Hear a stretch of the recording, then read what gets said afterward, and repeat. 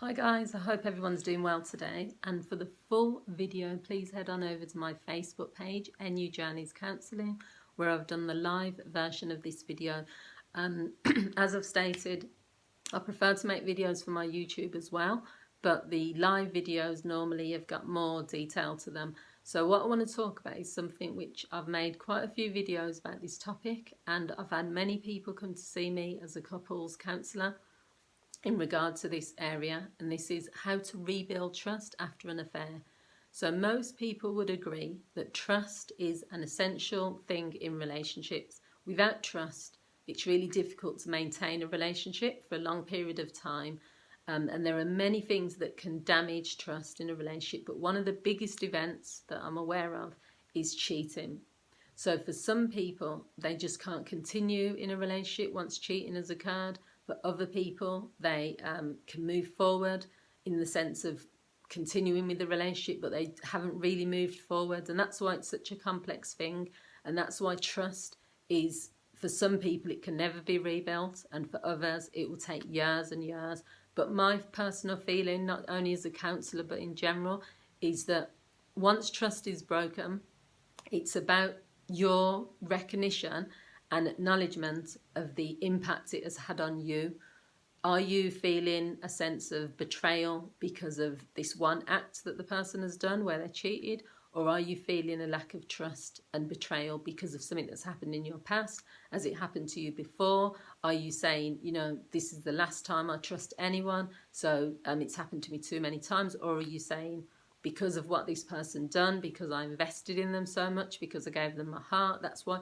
If you identify where the pain is coming from and why you're feeling that way about it, it's easier for you to then take action to tackle it and to rebuild it. But if you're kind of just at the point where you're saying, that's it, I'm not going to trust anyone again, or I'm going to be in this relationship with this person, but I'm going to revenge cheat on them.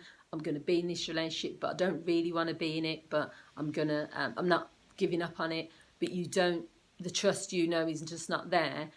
That's the reason why relationships can just fall apart, because you're both kind of trying to maintain it, but the trust has just gone. And without trust, it's like foundation of a house. If you don't put the right foundation in, it's going to eventually, what's the word? It's just going to crumble, basically. So let's look at 4 tips. These are tips that I'm going to give you, and I'm going to go into a bit of detail about how you can work on this if it's something affecting you. So the first tip, and this is really important, is for you to focus on the future and the present. Create this thing called a fresh start mindset. The reason people start to unravel in their relationship after an affair is not only because the anger, frustration, upset towards the person who's cheated, which is understandable, but it's also because you're reverting back to the when the cheating happened. You're still focused on the cheating. Now, if you feel that way, then my personal belief is that you should just end the relationship. If you can't, it's not about just getting past things and moving forward and just accepting that this person has cheated. I'm not asking you to do that. But if you have to live your relationship based on the cheating that's happened, which the person can't do anything about, they can't uncheat, they can't go back and not do it. So your decision has to be, how can we move forward? You might give that person a list of things that they need to do to prove to you that they're not going to do it again. You might give them hell. You might say, for this to work, you're going to have to do this. That's different, because you're giving them a chance then to redeem themselves. But if you're going to say, well, no matter what you do, the relationship is never going to be the same. No matter what you do, I'm never going to trust you. No matter what you do, I just can't sleep with you again because I'm always thinking about the other woman. Or it's pointless being in a relationship, because then you're keeping that person in constant torture for what they've done, but you're keeping yourself in torture because you're not enjoying a relationship either. So you need to make a decision. And my feeling is, if you know that you can never get over or move forward from the affair, then just tell the person that. Say, do you know what, I really love you still, but I can't move forward from this, so we can't be together. Or take some space and make that decision. But when people just get back together straight away after an affair, but deep down they're not ready for that, or deep down they're not forgiven the person, it's not about forgiveness, sorry, deep down they've not worked through the issues, then it's just not going to work, because you're remaining in the present state, but you're remaining in the painful hurt state. So number 2 is, I've sort of mentioned it a little bit, give the person who cheated an opportunity to regain your trust. So I've put here, but I'm not saying it in a harsh way, get off their case, but basically stop reminding them about the cheating constantly and constantly. It's not letting someone off the hook by saying, you know, you need to take accountability for what you did. You need to tell me why you did this. You need to explain everything that happened. One of the exercises I give with my couples where this has occurred is they have a timer, maybe 3 minutes. There's lots of ways you can do this, but you have an opportunity to question or ask questions to the person who cheated so they can explain themselves. Now you can ask whatever question you want, but they have to answer. And the reason that this works is because it gives you a bit more power in the situation, because you will feel powerless if you've been cheated on. But it also means they have to be accountable for what they did. If they can't handle you asking questions and they don't want to give you the details, you can always say, well, you know, if you don't want to tell me how many times you slept with this person, if you don't want to tell me where you slept with them, if you don't want to tell me why you went to that particular person, that's fine. But if you care about our relationship, you will answer these questions, because it will give me peace of mind. So you need to take that opportunity, say to the person, this is what I need from you. But then once you've done that, you need to put it to bed a little bit. Doesn't mean you're going to completely forgive the affair, but you're saying, when I get the answers to these questions, it's going to give me a little bit more peace of mind. Number 3 is that you need to do things that build trust. Ask your partner to book a holiday and say to him, I'm trusting you with the money. I'm trusting you with the decision to do this. You know, do an intense activity together that requires trust.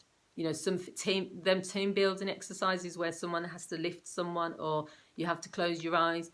All of these exercises will help you push the boundaries, so that you can then say, well, I can trust my partner in some ways, and eventually the trust will start to come back, hopefully. What else? Yeah, so the other thing I've said is tell your partner a secret. You know, tell them a secret and say to them, I don't want you to share this with anyone, because that can also create trust, because you know that if they do slip up and share it, then I can't trust you, you know, with anything. I've even told you this secret and you've gone and done that. And number 4 is time. Give the relationship time, be patient. There's no guarantee of how long it will take to heal, not just from cheating, but any type of betrayal really is going to take time. So don't expect things to be fine overnight. The biggest mistakes people make, these are the 3 biggest mistakes. They go back too soon after an affair when they're not really, they're still angry. They haven't worked through the anger, the frustration. They haven't worked out what they want to do, but they just go back quickly. Part of that is because they're worried they're going to lose the person. Part of it is because they'll say things like, I don't want the other person to win. I don't want the person who he cheated with to have broken up our marriage, or whatever it is. And that's not a reason to go back if deep down you haven't done the work, and deep down you're still angry, annoyed, frustrated, the trust isn't there. It's sometimes better to do the work, take that space. The other thing people do is they don't talk about it, they wipe it under the carpet, sweep it under the carpet. They say, the relationship's back on, but I don't ever want to talk about this affair. Now the issue with that is, not only you're letting the person off the hook who had the affair, but there's no such thing as when something has hurt you and damaged you so much, you're not really sweeping it under the carpet. What you're doing is it's still in your brain, you're still dealing with it, the pain and the hurt, you're just not expressing it. So sweeping it under the carpet is never a good idea, because it will come out in other ways. It will come out in your intimacy, it will come out during sex, it will come out when in your behaviour, it will come out in your communication with the person. So you're going to be angry with them because they cheated, but you don't want to talk about the reasons why they cheated or what's going on. So it's just not going to work. That's the second thing people do. And the third thing people do is to stay in the present and just continuously talking about the affair. You know, if someone doesn't do the washing up, it's, well, you would have done it for her, you know, or him. If someone dresses a certain way and doesn't get a compliment, then it would be, well, I'm sure you gave her lots of compliments, or are you not giving me a compliment because I don't look like her? It damages self-esteem sometimes, affairs do, and that's why working them through to rebuild the trust is such an important part of therapy. But also, it's, if you don't want to go to therapy to do it, see a counsellor, then you can do it yourselves. You can look at certain exercises that you can do. But as I've said, you need to make a decision. Decision A is, I can't continue in this relationship because of the affair. It's over. And that's fine. There's nothing wrong with saying that. Or I'm going to continue in this relationship, but there needs to be certain actions need to be taken for me to rebuild that affair, to rebuild the trust. And it's all right for you to say that, and it's all right to tell your partner, I don't know how long it's going to take me to trust you again. It's about being honest, communicate with them. I'm still angry with you right now, so I'm sorry, but we're in separate rooms. I'm sorry, but this really hurt me. I'm not just going to get over it. Communicate with the person, but don't hold all that anger and feelings in and punish the person forever when you've chose to stay with them, because you're involved in it as well. You both have a decision. They had a decision about what they did. You have a decision about whether you stay with them. So I hope you found this video useful. Please feel free to leave your comments. Feel free to share this video, to like, and thank you to all my subscribers. I really appreciate you for subscribing to my channel, and I'll see you all again soon. Have a great day. Bye.